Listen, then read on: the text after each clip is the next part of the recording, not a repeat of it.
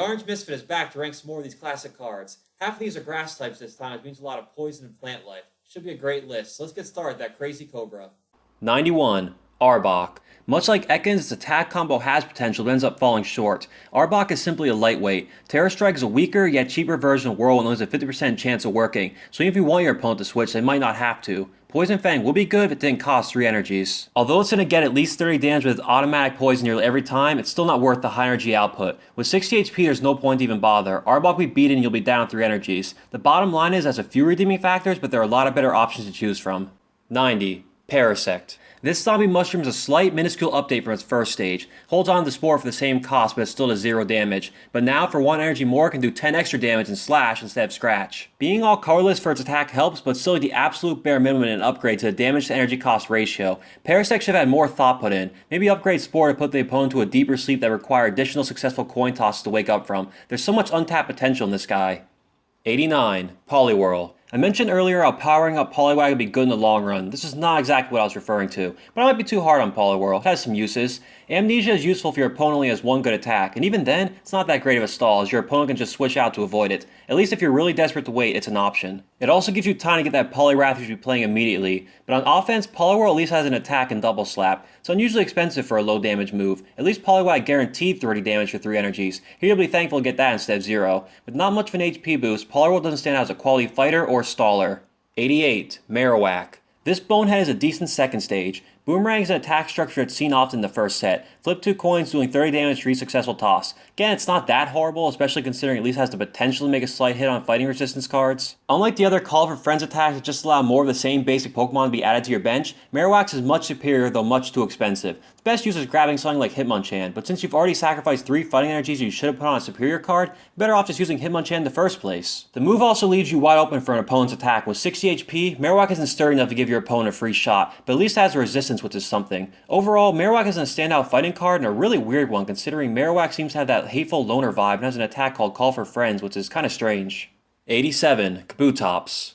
It's sad looking at all the fury, anger, and power that Kabutops' art brings, only to read its stats and be embarrassed for it. Despite its armor has a low 60 HP, and despite its giant sickles, its attacks are weak for what they cost. Its 30 damage attack isn't bad, but when you remember that Kabutops is a 3rd stage, it definitely feels like it is. Absorb is a good attack except for the fact that it costs 4 energies to use. Kabutops could actually be deadly against a lot of weaker foes, but once it goes up against something with either a fighting resistance or slightly more powerful than it, and there are a lot of cards that fit that description, it doesn't stand a chance. The 20 HP it heals with each Mega Drain won't help much against powerful attackers, which will make short work of it before it gets those 4 energies attached. With better attacks and a higher HP it could actually be a good card. There's a lot of potential with it, but as is, it's too flimsy and underwhelming to be as fearsome as it looks. 86. Mew. Well, it's better than Mewtwo, so that's something. It's a promo card, but I think it's still legal to use, or was back in the day. But why Mew is a weakness like Mewtwo, I'll never understand. At least it has 1/3 of its retreat cost. And just like Mewtwo, it needs to go up against cards that are stronger than in order to be most useful. The Evolution Beam is a very nasty move to deliver on an evolved Pokemon that has a much higher HP than its previous stage. An example would be if you're battling a Gyarados at 40 damage on it. Use the Evolution Beam and down it goes. Pretty nifty. Unfortunately, that's all Mew can really do, because its Psywave attack only does serious damage on cards that need a lot of energy to use, and cards that need a lot of energy to use do a lot of damage, usually as much as or more than the 50 HP that Mew has to offer. So even though it has a unique attack and opportunities to hurt Pokemon stronger than it for little energy, it's too weak, flimsy, and risky to be an overall threat for more than the turn you bring it out to battle.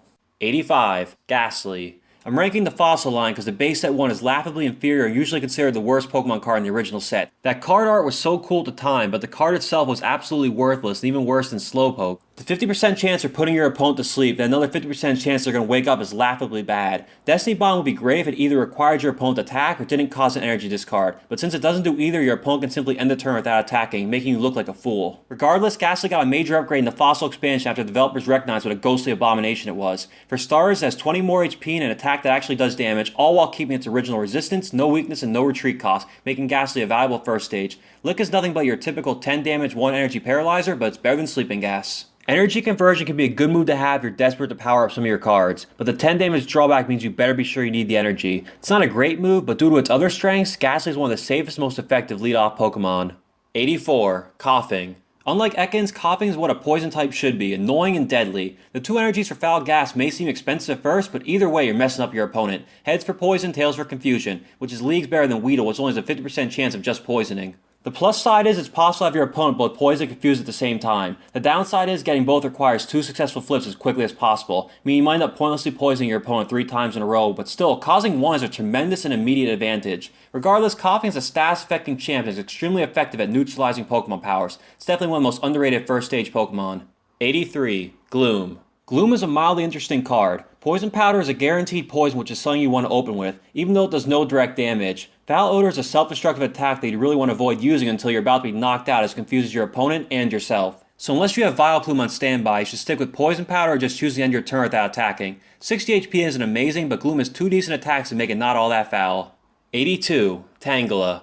Tangela is better than a decent amount of first stage Pokemon, but worse than most evolution cards. Its biggest problem is its unreasonable energy consumption. Tangela has powerful attacks, but they take too long to start up, so by the time you power them up, it will likely be knocked out with only 50 HP. It takes 2 energies to power up Bind, which is a decent move, but only does 20 damage and has a 50% chance of paralysis. Poison Powder is a superior attack, but sadly it costs 3 grass energies, and again, sinking that much energy into a card that only has 50 HP and can't evolve is not a solid strategy. At least it has a guaranteed poison ailment, but you need to be realistic in thinking that you're probably only going to be able to successfully poison one opponent, because Tangela just can't hold out long. It's a shame it's outclassed, as grass types have the best opportunities for creative strategy and afflictions, but Tangela was not given much to work with. I just checked and I was surprised I didn't have the original Gloom card. I do have the Stark one, but it still feels like a lapse. Anyway, that was another 10. Next time I'll officially be halfway done with the ranking, so that's definitely something to look forward to. See you then.